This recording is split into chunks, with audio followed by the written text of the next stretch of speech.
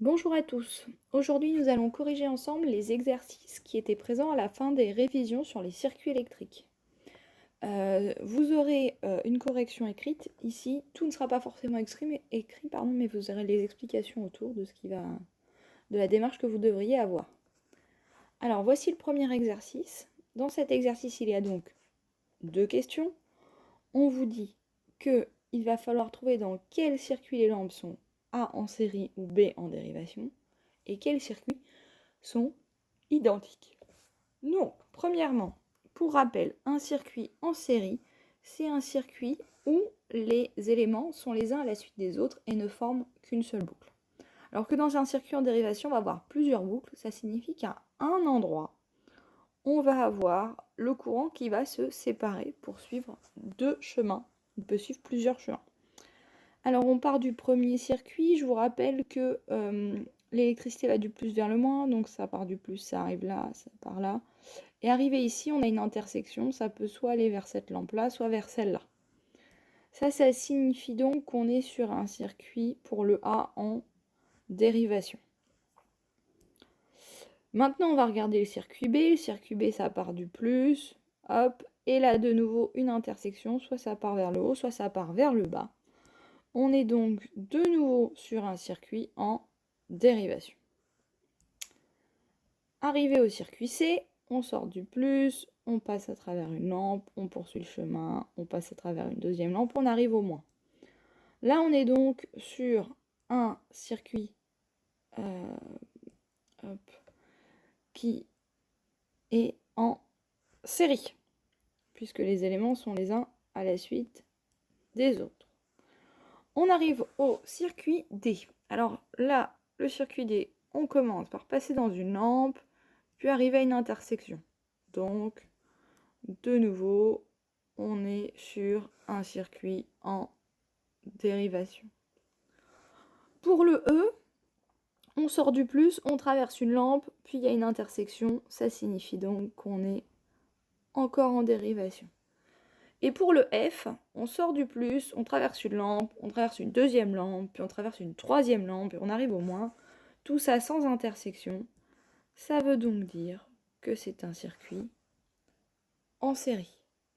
Ça, c'était pour la question 1. Il n'y a pas d'autre solution. Un circuit, soit il est en série, soit il est en dérivation. Il n'y a pas de troisième modalité. Donc normalement, voilà. Je trouve personnellement qu'il est plus facile de repérer les circuits en série, et du coup, par défaut, les autres sont en dérivation. Prenez malgré tout le temps de vérifier, comme je vous ai montré avec les 4 premiers. Maintenant, on arrive à la question 2. Et dans la question 2, on vous demande quels circuits sont identiques. Alors, pour trouver quels circuits sont identiques, on va réutiliser les flèches et donc se demander par où passe le courant. Donc si on reprend le circuit, on va comparer déjà nos deux circuits en série. Notre circuit C, il y a 2 lampes, le circuit F, il y a 3 lampes, du coup ceux-là, ils ne peuvent pas être identiques. Donc on peut déjà retirer ça. Maintenant, on a nos circuits en dérivation, et on va essayer de trouver qui pourrait marcher avec. Alors, ce qu'on constate, c'est que A et B, ils ont 2 lampes, et D et E, ils ont 3 lampes chacun. Donc, il est impossible que A soit identique à D, par exemple. Donc, on va regarder si A et B sont identiques. Dans le cas du circuit A, on sort du plus, on arrive à une intersection, et suite à cette intersection, on passe dans les deux cas dans une lampe, on se réunit, on sort au moins. Dans le cas du circuit B, on sort du plus, on arrive à une intersection, on passe forcément dans une lampe, et on se rejoint. Ça signifie que A et B sont identiques. Maintenant, si je vais regarder DE, alors je sors du plus dans le D, j'arrive à une lampe. En E, je sors du plus, j'arrive à une lampe. Bon, on est d'accord. On arrive à l'intersection, soit on passe par une lampe, soit par une autre. Dans le D, dans le E, pareil. Et ensuite, on va rejoindre l'abordement. Ça signifie que les circuits D et E sont identiques. Voilà pour cet exercice. Savoir reconnaître un circuit en série, en dérivation, c'est la base. Être capable de dire si deux circuits sont identiques, c'est du bon sens. Vous êtes tout à fait capable de le faire. Il faut juste avoir la bonne méthode de comparaison. Alors, pour le petit point, sachez que les représentations classiques, c'est plutôt A et D. B est juste aussi, mais on a plutôt tendance à utiliser, à mettre la source d'énergie d'un côté, donc ici vous avez des piles, et ensuite à développer le circuit. Voilà. Alors, l'exercice suivant. On vous dit que lorsque le phare d'un scooter fonctionne, un témoin lumineux, une DEL, s'allume sur le tableau de bord. Il s'éteint lors d'une défaillance de l'éclairage. Premièrement, qu'est-ce que c'est qu'une défaillance? Quand quelque chose est défaillant, c'est que ça ne fonctionne plus. Voilà. Je pense que... Et une DEL, on appelle ça aussi une LED. DEL, c'est pour la version française. Diode électroluminescente. Je vous rappelle que les DEL ou LED ne laissent passer le courant que dans un seul sens et que leur représentation pour un circuit, c'est comme ça, avec l'électricité qui passe dans ce sens-là. Si vous voulez la faire dans ce sens-là, ça ne fonctionnera pas. Voilà. Alors, le témoin lumineux et la lampe du phare doivent-ils être associés en série ou en dérivation? Alors, on vous dit ici que si l'éclairage ne fonctionne plus, la DEL s'éteint. Ça veut dire que le fonctionnement de l'un est lié au fonctionnement de l'autre. Et ça, normalement, vous savez que ça ne fonctionne que pour un circuit en série. Et comme on est en science, on doit toujours justifier, on va dire qu'ils doivent être associés en série, car dans un circuit en série, lorsqu'un élément est défaillant, il agit alors comme un interrupteur ouvert. Et je vous rappelle qu'un interrupteur ouvert, ça ne laisse pas passer le courant. Question 2, quel est l'intérêt du témoin lumineux? Ça, c'est surtout de la réflexion. L'intérêt du témoin lumineux, c'est tout simplement de s'assurer que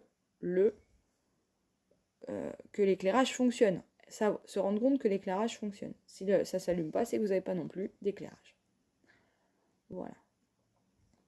On a fini pour cet exercice. On va maintenant passer à l'exercice suivant, qui est un peu plus compliqué. Il n'est pas insurmontable, il vous demande juste des réflexions à étapes. Alors, cet exercice s'appelle une maison de poupée, il y a écrit tâches complexes, je vous assure, n'ayez pas peur, c'est tout à fait possible. Et ça mobilise différentes compétences, je lis et je comprends, ça c'est savoir lire correctement un énoncé, et je modélise pour expliquer. Alors, on vous dit que Nora veut fabriquer une installation électrique pour sa maison de poupée, que dans cette maison, il y a 4 pièces, et qu'en vous fondant sur le cahier des charges, qui est présent en dessous, il faut schématiser le circuit électrique normalisé de cette maison. Alors, normalisé, ça veut dire qu'on va utiliser les symboles corrects. Alors, on va lire le cahier des charges. Dans la cuisine, le moteur de la hotte aspirante permet d'aspirer les odeurs. Il est commandé par un interrupteur. La cuisine, la salle de bain et la chambre sont éclairées par 3 lampes. Chacune de ces lampes est commandée par un interrupteur. 2 d'elles permettent d'éclairer le salon et sont commandées par le même interrupteur. Excusez-moi. Si une d'elles grille, l'autre doit continuer de fonctionner. Et enfin, une pile permet d'alimenter tout le circuit. Alors, jusque-là, tout va bien, on va dire. Et donc, la première chose à faire, c'est de repérer les infos importantes. Moi, ce que je remarque en premier dans tout ça, c'est qu'on a, 4 pièces. D'accord? On a 4 pièces indépendantes. Alors, on a 4 pièces. Ensuite, qu'est-ce que je sais d'autre? Je sais que dans la cuisine, j'ai une hotte aspirante avec un interrupteur. Ça, c'est dans la cuisine. Qu'est-ce que j'ai d'autre dans la cuisine? J'ai une lampe et un interrupteur. D'accord? Et c'est tout pour la cuisine. Maintenant, si je m'intéresse à une autre pièce. Alors, la salle de bain, j'ai une lampe et un interrupteur. Et de nouveau, c'est tout. Si j'arrive là à la chambre, j'ai donc une lampe et un interrupteur. Et c'est tout. Et pour terminer, j'arrive... Alors... J'arrive au salon où j'ai 2 DEL et un même interrupteur. Attention, ça c'est précis. Et on vous dit que si une DEL grille, l'autre doit continuer de fonctionner. Là, il y a beaucoup d'informations. Et enfin, il faut une pile. Bon. Du coup, ça, qu'est-ce que ça veut dire? Ça veut dire que déjà, je dois tracer mon circuit. Donc, je vous rappelle, on fait un rectangle de base.